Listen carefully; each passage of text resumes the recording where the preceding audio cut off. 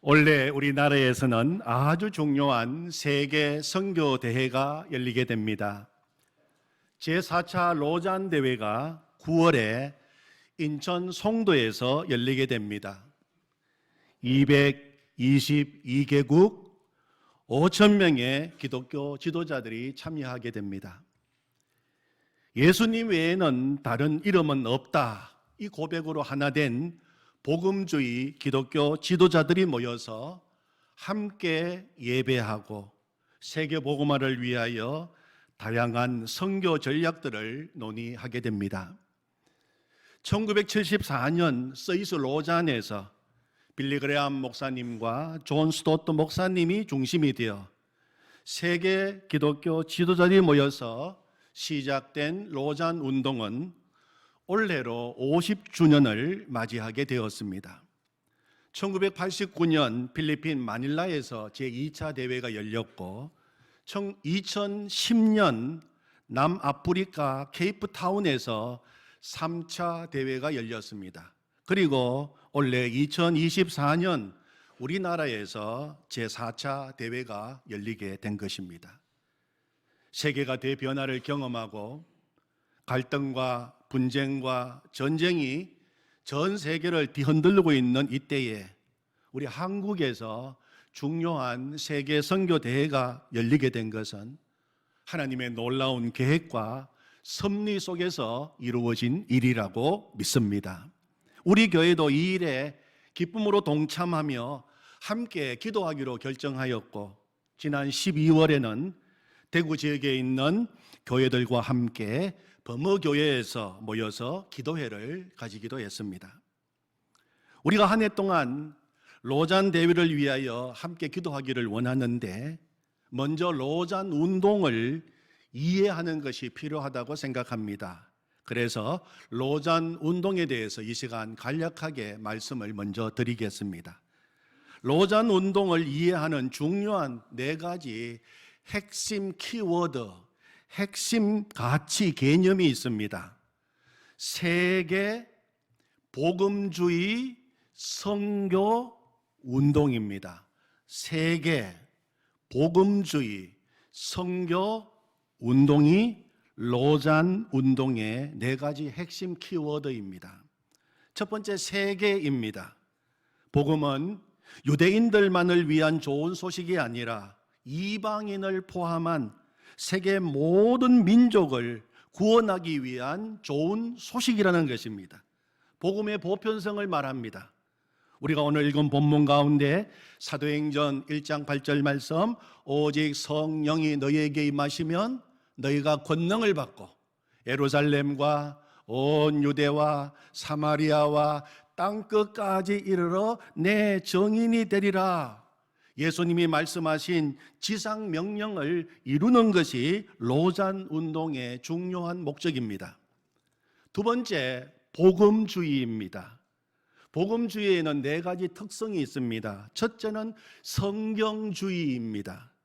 성경을 정확무오한 하나님의 말씀으로 믿는 성경관입니다. 두 번째, 십자가 중심주의입니다. 예수 그리스도의 십자가 대속의 죽음과 부활이 구원의 유일한 방법임을 강조합니다.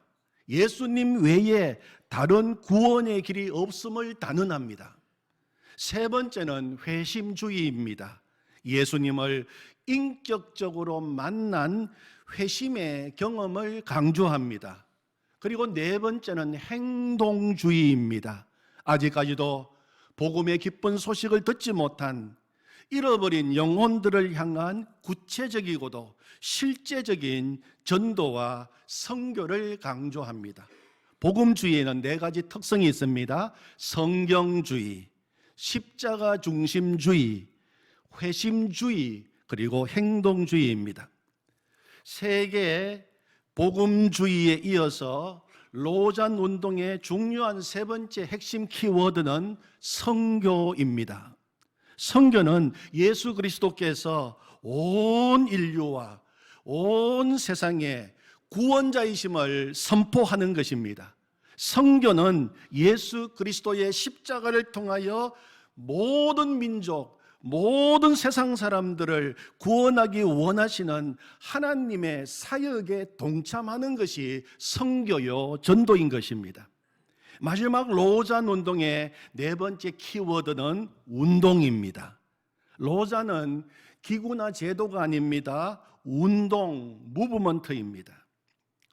로잔 운동은 이 땅에 하나님 나라를 세우고 세계 복음화하는 그 비전에 근거하여 자발적으로 참여하고 헌신하는 운동입니다. 그래서 이번 제4차 대회도 한국교회가 교파와 교단을 초월하여 자발적으로 참여하고 헌신하면서 지금 기쁨으로 준비하고 있습니다. 로잔 운동, 간략하게 말씀을 드렸는데 로잔 운동의 중요한 핵심 네 가지 키워드 잘 기억하시기를 바랍니다. 첫째는 세계, 둘째는 복음주의, 셋째는 선교, 네 번째는 운동입니다. 이번에 한국에서 열리는 제4차 로잔 대회의 성경 본문이 사도행전입니다. 그래서 이번에 로잔 운동에 동참하는 교회는 올해 한 해 동안 사도행전 본문을 가지고 함께 공동으로 설교하기로 결정했습니다. 올 한 해 동안 한국의 교회마다 강단에서 사도행전 본문으로 같이 말씀을 연구하고 선포하게 될 때 놀라운 말씀의 부흥의 역사가 일어나게 될 줄로 믿습니다. 우리 교회에서도 이 일에 함께 동참하고 이 주일 대예배뿐만 아니라 우리 교회 모든 교육부서에서도 매주 같은 사도행전 본문으로 말씀을 전하기로 했습니다. 그래서 매주일 전 교역자가 같이 모여서 사도행전 본문을 같이 읽고 함께 말씀을 묵상하고 나누는 설교 모임을 지난 주일부터 시작했습니다. 우리 교회 영아부, 유치부, 유년아동부, 중고등부, 청년부가 다 같은 사도행전 본문으로 말씀을 나누게 되는데 정말 기대가 큽니다. 물론 부서부서마다 말씀에 초점이 다를 수 있겠지만 매주 같은 본문이기에 가정에서도 자녀들과 오늘 주신 말씀을 함께 나누는 시간을 가져보는 것도 좋으리라 생각합니다. 사도행전 전체 요절 말씀은 사도행전 1장 8절 말씀입니다. 오늘 요절 말씀인데 우리 같이 한번 보시면서 같이 읽겠습니다. 오직 성령이 너희에게 임하시면 너희가 권능을 받고 예루살렘과 온 유대와 사마리아와 땅끝까지 이르러 내 증인이 되리라 하시니라. 아멘.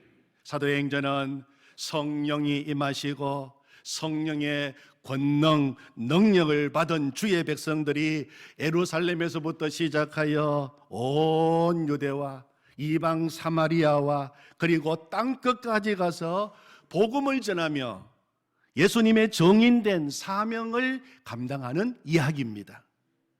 사도행전 1장 8절 말씀은 사도행전 전체를 요약해 놓은 말씀이고 사도행전이 가는 방향을 알려주는 내비게이션이라고 할 수 있습니다.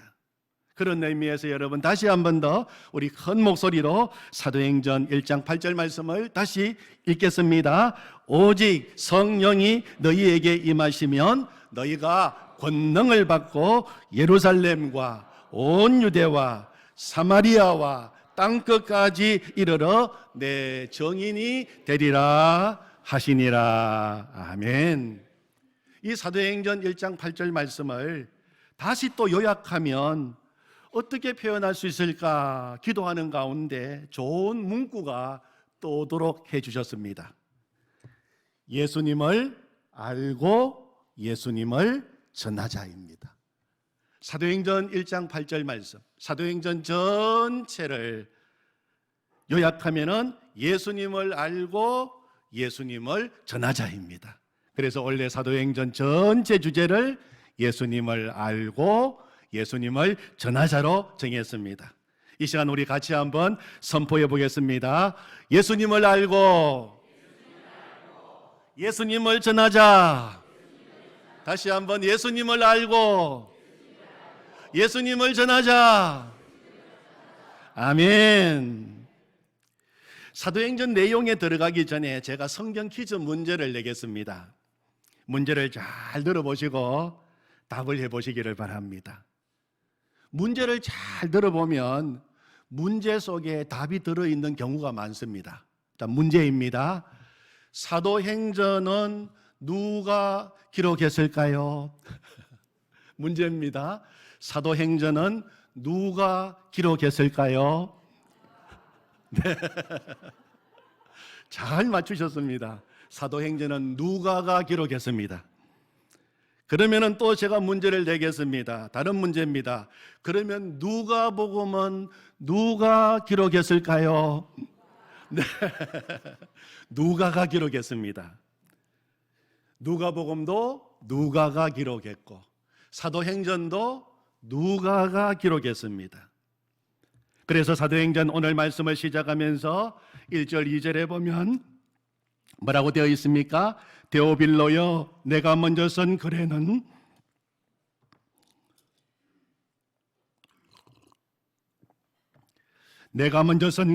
무릇 예수께서 행하시며 가르치시기를 시작하신부터 그가 택하신 사도들에게 성령으로 명하시고 성천하신 날까지의 일을 기록하였노라. 여기서 내가 먼저 쓴 글은 바로 누가복음을 이야기합니다. 누가는 평생에 두 권의 책을 썼습니다. 누가복음과 사도행전을 썼습니다. 누가복음에서는 예수님의 탄생으로부터 십자가, 부활, 성천까지의 일을 기록했고 사도행전에서는 예수님의 성천으로부터 그 당시 세계의 중심지였던 로마에 이르기까지의 복음이 전파된 과정을 기록하고 있습니다. 누가의 직업은 의사였습니다. 골로새서 4장 14절에 보면 사랑을 받는 의사 누가가 너희에게 문안한다 하는 내용이 있습니다. 사랑을 받는 의사 누가는 의사였어요. 누가는 의사였기 때문에 무엇을 봐도 잘 관찰하고 분석하였습니다. 누가는 사건을 기록할 때 매우 정확하고 자세하게 기록하는 탁월함이 있었습니다. 그래서 내용과 분량에 있어서 대작이라고 할 수 있는 누가복음과 사도행전 두 권의 책을 기록할 수 있었던 것입니다. 누가는 육신을 치료하는 의사를 넘어서서 영혼을 치료하고 이 땅에 하나님 나라를 세우는 귀한 일에 쓰임을 받은 사람이었습니다. 누가는 평생 두 사람을 섬겼어요. 평생 두 사람을 섬겼습니다. 먼저 바울을 섬겼습니다. 의사로서 바울의 주치의가 되어서 끝까지 바울과 동행하며 바울의 선교 여행에 동참하면서 계속 그 곁에서 바울을 섬겼습니다. 바울이 쓴 여러 서신 중에서 순교하기 직전 제일 마지막에 쓴 책이 디모데후서입니다. 디모데후서 4장 10절 11절에 보면 이렇게 기록하고 있습니다. 데마는 이 세상을 사랑하여 나를 버리고 데살로니가로 갔고 그레스게는 갈라디아로 디도는 달마디아로 갔고 누가만 나와 함께 있느니라. 그렇게 이야기하고 있어요. 지금 순교를 앞두고 있는 바울 곁에 누가만 나와 함께 있느니라. 누가는 끝까지 바울이 선교하는 그 자리까지 남아서 그와 함께 동역하며 그를 돌보아 주었던 것입니다. 바울 사도는 이 누가의 그 동역과 섬김을 통해서 큰 위로와 격려를 받게 된 것입니다. 누가는 또 한 사람을 섬겼는데 데오빌로입니다. 바울로부터 배우고 훈련받은 내용들을 가지고 두 권의 위대한 편지 누가복음과 사도행전을 써서 데오빌로를 말씀으로 섬겼어요. 말씀으로 섬겼습니다. 먼저 데오빌로를 위해서 누가복음을 먼저 기록했습니다. 누가복음 1장 3절 말씀에 보면 데오빌로 각하에게 차례대로 써 보내는 것이 좋은 줄 알았다. 그렇게 기록하면서 누가복음이 데오빌로를 위하여 기록한 것임을 분명히 밝히고 있습니다. 오늘 또 사도행전 누구에게 보냈습니까? 사도행전을 시작하면서 제일 먼저 나오는 이름이 데오빌로여. 내가 먼저 쓴 글에는 하고 시작을 합니다. 사도행전 역시 데오빌로에게 보낸 글입니다. 데오빌로가 누구인지에 대해서 여러 가지 학설이 있습니다. 한 개인이 아니라 모든 성도를 가리키는 단어라고 주장하는 학자들도 있습니다. 그런 대부분의 학자들은 데오빌로가 실제 인물이라고 설명을 합니다. 실제 인물입니다. 여러분, 그렇다면 누가가 한 영혼을 위해서 시간과 물질과 그의 모든 힘을 다 쏟아서 말씀으로 섬긴 것을 알 수가 있습니다. 사랑하는 성도 여러분, 2024년 새해에는 우리도 내가 섬길 사람이 있기를 원합니다. 누가가 바울의 동력자가 되어서 함께 하나님 나라를 위해서 헌신했듯이 내가 섬길 나의 동력자는 누구입니까? 나의 바울은 누구입니까? 하나님께 기도하시기 바랍니다. 또 누가가 말씀으로 데오빌로를 섬겼듯이 하나님, 이 한 해 동안 내가 말씀으로 섬겨야 할 영혼은 어떤 영혼입니까? 내가 기어이 말씀 전해서 구원해야 될 영혼은 누구입니까? 나의 데오빌로는 누구입니까? 주님 앞에 기도하기를 원합니다. 새해를 맞이하여 하나님께서 저에게 주신 마음도 있습니다. 하나님께서 새해를 맞이하면서 저에게 주신 마음이 성도 한 사람 한 사람을 거룩한 성전으로 세우는 일에 더 전심전력하라 하는 마음을 주셨어요. 성도 한 사람 한 사람을 거룩한 성전으로 세우는 일에 더 전심전력하라. 그래서 아내에게 하나님 주신 그 마음을 나누고, 그러면 우리 새해부터 다시 예수님의 사람 제자 훈련하자. 말씀으로 성도 한 사람 한 사람을 거룩한 성전으로 세우는 일에 우리가 다시 열심을 내자. 그렇게 작정하고 오늘 주보에 그 광고를 낸 것입니다. 여러분께서도 내가 말씀으로 섬길 나의 데오빌로가 누구인가 한번 찾아보시기 바랍니다. 주일학교 선생님들은 하나님께서 나에게 맡겨주신 다음 세대들을 누가가 데오빌로를 섬기듯이 그렇게 말씀으로 사랑으로 한번 1년을 섬긴다면 내가 맡은 아이들이 하나님의 용사로 자라나게 되고 사도행전의 역사가 일어나게 될 줄로 믿습니다. 모든 성도님들이 원래 내가 하나님께로 인도할 영혼을 위해서 기도하고 누가의 마음으로 부지런히 복음을 전하게 될 때 그 영혼이 하나님께 돌아오고 구원받는 역사가 있게 될 줄로 믿습니다. 아멘. 오늘 함께 읽은 말씀 속에서 또 한 가지 우리가 기억해야 할 말씀이 있어요. 예수님께서 제자들에게 분부하신 4절 5절 말씀입니다.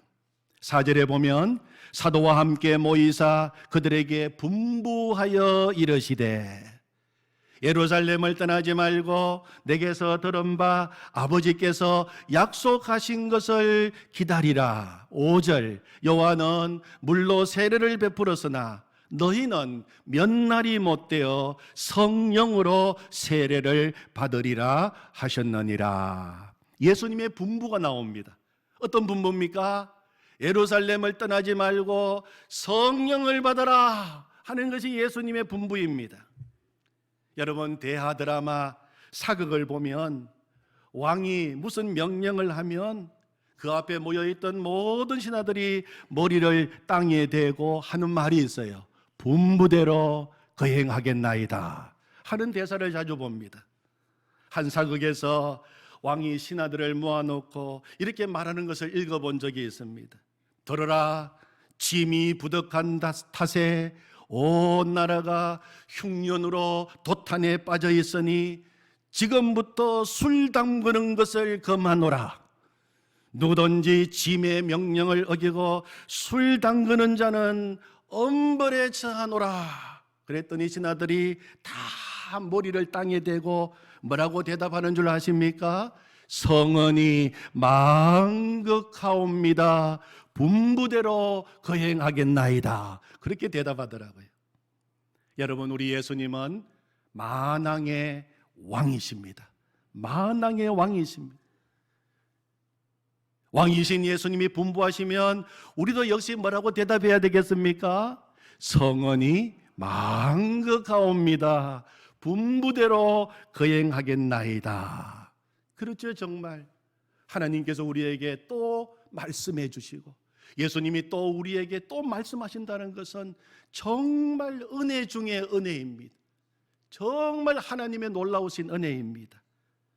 그래서 여러분, 앞으로 말씀을 읽으시다가 예수님이 분부하시는 말씀이 나오면 잠시 바닥에 내려오셔서 고개를 숙이면서 성은이 망극하옵니다.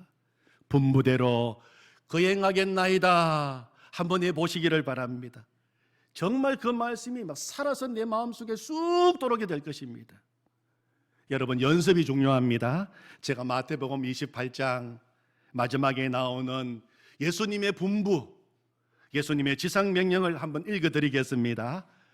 여러분께서 한번 대답해 보시기를 바랍니다. 그러므로 너희는 가서 모든 민족을 제자로 삼아 아버지와 아들과 성령의 이름으로 세례를 베풀고 내가 너희에게 분부한 모든 것을 가르쳐 지키게 하라. 볼지어다 내가 세상 끝날까지 너희와 항상 함께 있으리라 하시니라.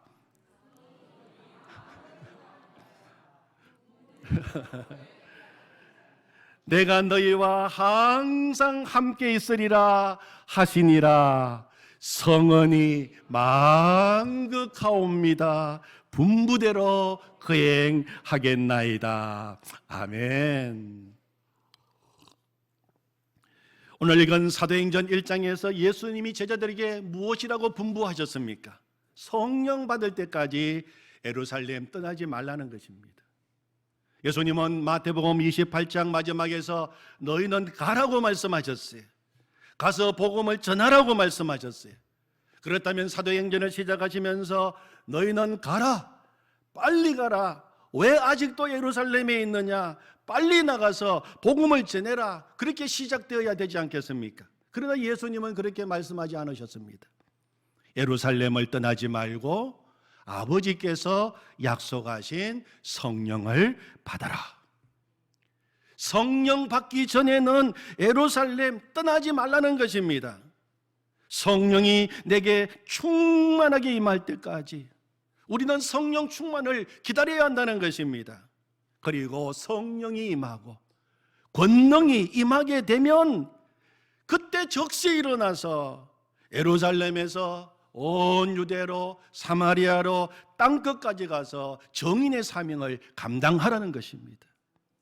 여러분, 그러나 성령 받기 전에는 예루살렘을 떠나지 말아야 합니다. 예루살렘은 거룩한 성전이 있는 곳입니다. 예배의 자리를 말합니다. 우리가 오늘도 예배의 자리에 나왔습니다. 이 자리가 나의 예루살렘이라고 말할 수 있습니다. 예배를 드리면서 간절한 소원이 우리에게 있어야 합니다. 하나님, 오늘 이 예배 시간에 성령을 부어 주시옵소서. 성령으로 충만하게 하여 주시옵소서. 하나님, 그렇지 않고는 내가 이 예배 자리를 떠날 수 없습니다. 성령 받지 않고 세상으로 나가면 또 넘어지고 또 자빠지고 원수의 조롱거리가 되어서 불쌍하게 살 수밖에 없사오니 주여, 이 시간에 성령을 부어 주시옵소서. 우리가 그렇게 기도해야 됩니다. 그리고 이 자리에 일어나서 성령 받아서 이 자리를 떠날 때에는 우리가 다 사명자로 떠나게 되는 것입니다. 우리가 기도해야 됩니다. 하나님 아버지, 2024년 새해 첫 주일입니다. 이 시간 성령을 부어 주시옵소서. 하나님께서 주시겠다고 약속하신 성령 충만을 주시옵소서. 그렇지 않고는 이 자리 떠날 수 없습니다. 믿음의 배수진을 치고 주님께 부르짖고 매달리고 간구하기를 원합니다. 예수님은 너희가 악할지라도 좋은 것을 자식에게 줄 줄 알거든 하물며 너희 하늘 아버지께서 구하는 자에게 성령을 주시지 않겠느냐, 그렇게 말씀하셨어요. 반드시 주신다는 것입니다. 내가 성령 받기를 원하는 것보다도 하나님이 우리 한 사람 한 사람에게 이 시간 성령 주시기를 더 원하고 계신다는 것입니다. 여러분, 왜 성령을 받아야 합니까? 성령 충만 받아야 능력이 생기기 때문입니다. 사도행전 1장 8절을 다시 보십시오. 오직 성령이 너에게 임하시면 권능을 받고, 그렇게 말씀하고 있습니다. 권능은 헬라어로 디나미스라고 합니다. 하나님께로부터 임하는 하늘의 능력을 디나미스라고 이야기하는 것입니다. 성령이 임하면 어떤 능력이 생길까요? 첫 번째는 성령 충만을 받으면 믿음의 능력이 생기게 됩니다. 베드로는 부활하신 예수님을 보고도 부활의 주님을 증거하기는커녕 고기 잡는다고 도망치고 말았어요. 그러나 그가 사도행전 2장에 가서 성령의 충만함을 받은 후에는 담대해지게 되었습니다. 예수님을 죽인 유대인들과 이방인들 앞에서 부활하신 예수님을 담대하게 증거하게 되었어요. 성령 충만 받아야 믿음의 담력이 생기게 되는 것입니다. 두 번째, 성령 충만을 받으면 죄를 이길 수 있는 능력이 생깁니다. 교회에 빠지지 않고 출석하는 열심만으로는 죄를 이길 수 없어요. 성령 충만함이 없이는 죄를 이길 수 없습니다. 그러나 성령 충만하면 얼마든지 죄를 이길 수 있습니다. 세 번째, 성령 충만을 받으면 세상을 이길 능력을 생깁니다. 세상을 이길 능력이 생겨요. 우리 그리스도인들은 바벨론 세상 한복판에서 살아가고 있습니다. 여러분, 우리가 사는 세상을 생각해 보십시오. 악한 영이, 세상의 영이 강하게 활동하고 있습니다. 그런 세상의 한복판에서 그리스도인으로서, 예수님의 사람으로서 나의 정체성을 분명히 드러내며 사는 것은 결코 쉬운 일이 아닙니다. 성령 받아야지 우리는 세상의 한복판에서도 예수 그리스도의 사람으로 살고 세상을 능히 이길 수가 있는 것입니다. 네 번째, 성령 충만을 받아야 봉사할 능력도 생기게 되는 것입니다. 하나님께서는 우리에게 하나님의 일을 맡기시고 봉사하도록 부르셨어요. 여러분, 우리가 하나님의 일을 하고 또 할 수 있다는 것은 정말 기뻐하고 감사할 일입니다. 하나님이 나 같은 죄인을 부르시고 충성되이 여기시고 하나님께서 직분도 주시고 하나님의 일을 맡기셨다고 하는 것은 그 어떤 것보다도 기쁜 일이요 감사인 것입니다. 성령 충만은 우리에게 봉사할 능력을 부여합니다. 성령의 능력으로 하나님의 일을 감당하게 될 때 하나님 나라가 세워지게 되고 하나님께서 영광 받으시는 것입니다. 내 힘으로 안 되는 봉사도 얼마든지 감당할 수 있게 되는 것입니다. 다섯 번째, 마지막으로 성령 충만을 받으면 무엇보다도 전도의 능력이 생기게 됩니다. 성령 충만을 받으면 놀라운 전도의 능력을 받게 됩니다. 내 힘으로는 한 영혼도 구원할 수 없어요. 내 지식으로도, 내 말로도 한 영혼의 마음을 변화시킬 수 없습니다. 그러나 성령이 임하시면, 성령의 능력이 나에게 임하시면 우리 가정이 복음화되고, 내가 일하고 있는 직장이 복음화되고, 내 주변이 복음화되고, 그리고 얼마든지 수많은 영혼들을 구원할 수 있는 것입니다. 그래서 예수님께서는 예루살렘을 떠나지 말라고 말씀하신 것입니다. 성령 받기 전에는. 그리고 성령 받고 나서 예루살렘을 떠나라고 말씀하고 있는 것입니다. 나가서 전도하게 될 때 복음의 정인의 사명을 능히 감당할 수 있다고 말씀하고 있습니다. 그래서 예수님은 성령 충만, 성령의 능력을 받으라고 말씀하고 있는 것입니다. 사랑하는 성도 여러분, 이 시간 성령 충만을 사모하시기를 바랍니다. 이 예배의 자리가 1년 내내 우리의 예배의 자리가 하늘로부터 임하는 성령의 권능을 받는 자리가 되기를 사모하시기를 바랍니다. 그래서 24년 이 한 해는 성령의 능력으로 살아가시고 어두운 세상 한복판에서 복음의 빛을 발하시고 예수님을 더 깊이 알고 예수님을 전하는 한 해가 되기를 원합니다. 아멘. 기도하겠습니다. 하나님 아버지 은혜를 감사합니다. 올해 우리나라에서 제4차 로잔 대회가 열리게 해주셔서 감사합니다.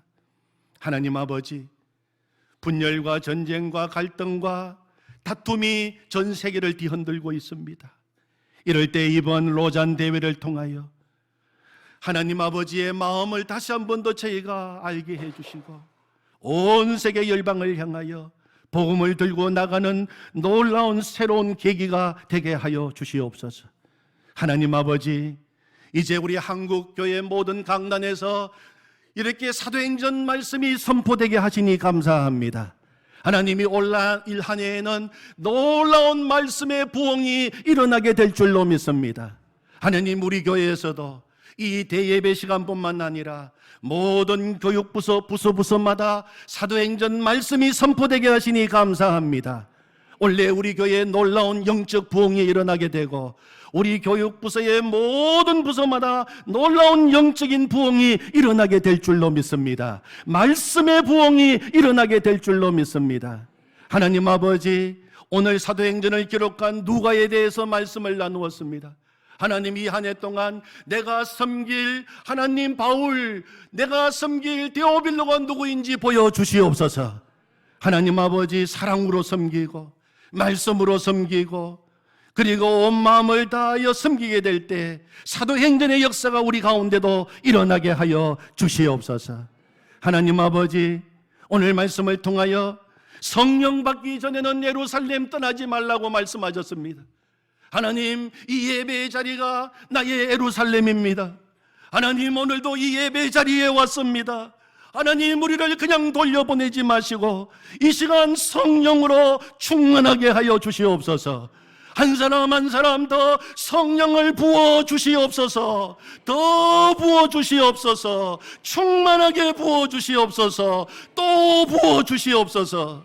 그래서 하나님, 오늘 이 자리에 있는 우리 모든 칠성교회, 영상으로 예배를 드리는 우리 모든 칠성교회 가족들이 성령으로 충만하게 하여 주시옵소서. 성령의 능력, 성령의 권능을 받게 하여 주시옵소서. 믿음의 담력이 생기고 죄를 이기고 세상을 이기고 하나님 나라를 세우고 생명 살리는 일을 감당하는 거룩한 주의 사람, 성령의 사람들이 되게 하여 주시옵소서. 그렇게 하실 주님을 찬양합니다. 하나님, 영광 받아 주시옵소서. 예수님의 이름으로 기도하옵나이다. 아멘.